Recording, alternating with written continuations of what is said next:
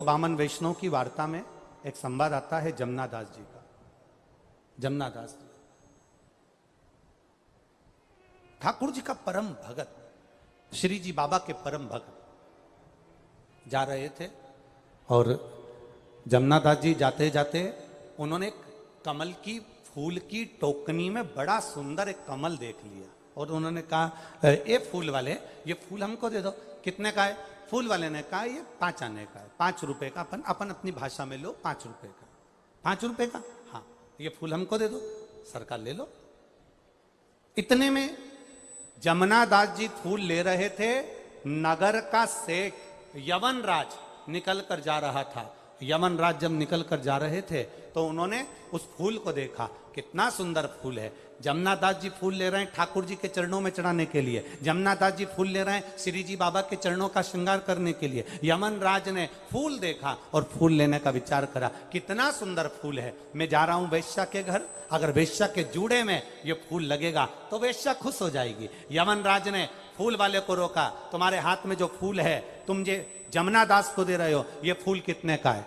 अब फूल वाले ने सोचा कि सेठ जी आया है फूल लेने के लिए तो फूल की कीमत तो बढ़ेगी।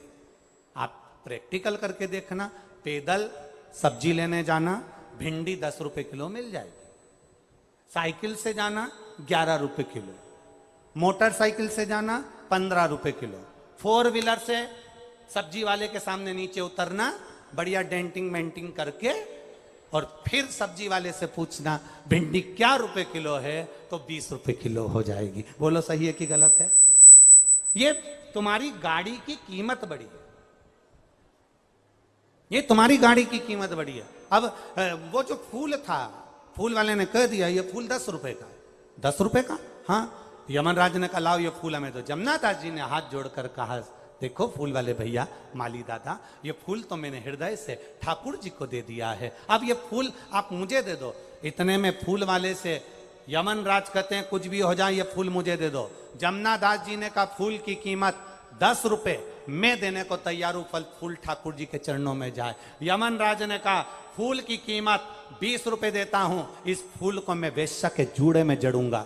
20 रुपए का फूल हो गया, माली प्रसन्न हो गया। 5 रुपए का फूल 20 रुपए का हो गया। जमुना दास जी ने कहा मैं 40 रुपए दे दूंगा, फूल मेरे ठाकुर जी के लिए दो। यमन राज ने कहा अरे जमुना दास, अपनी हैसियत देखकर बात करो, तुम्हारे घर में खाने के लाले पड़ते हैं और तुम फूल की कीमत 40 रुपए लगा रहे हो।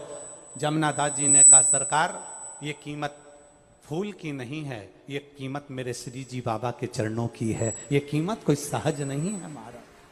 यमन राज ने कहा फूल की कीमत 80 रुपया।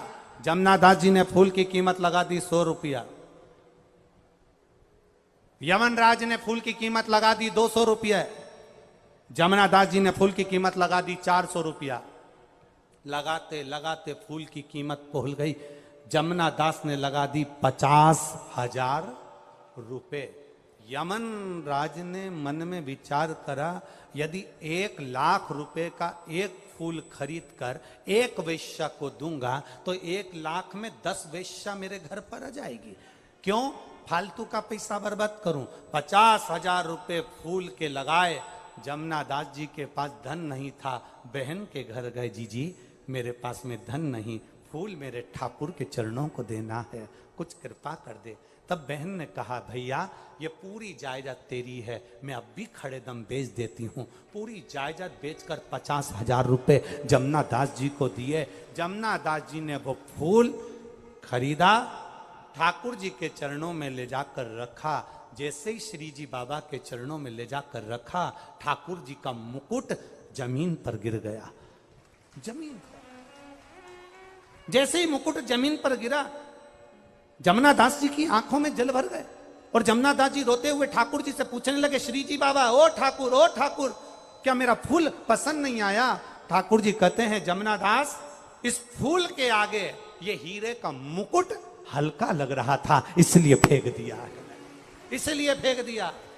ठाकुर जी ने अपने हाथ से फूल उठाया और अपने हस्त कमल पर धारण करा।